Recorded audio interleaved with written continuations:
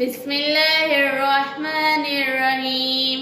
السلام علیکم پیارے بچوں، اسلامیات کا صفحہ نمبر 4 کھولیں۔ پیارے بچوں، آج ہم پڑھیں گے صفحہ نمبر 4 پر موجود سوال نمبر 2 اور 3۔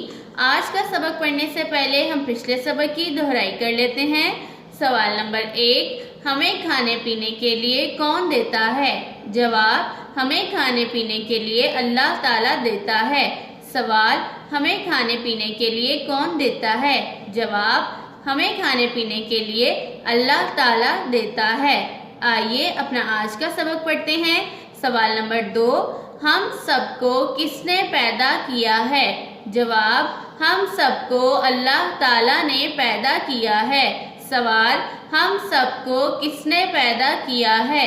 جواب، ہم سب کو اللہ تعالیٰ نے پیدا کیا ہے۔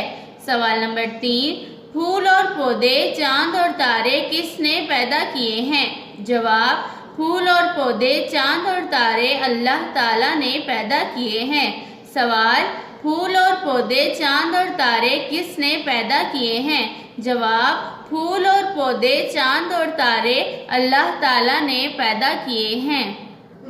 پیارے بچوں، کل کے سبق سے ہم نے سیکھا کہ ہمیں کھانے پینے کے لیے اللہ تعالیٰ دیتا ہے، اور آج کے سبق سے ہم نے سیکھا کہ ہم سب کو اللہ تعالیٰ نے پیدا کیا ہے، اور ہمارے علاوہ پھول اور پودے، چاند اور تاروں کو بھی اللہ تعالیٰ نے پیدا کیا ہے۔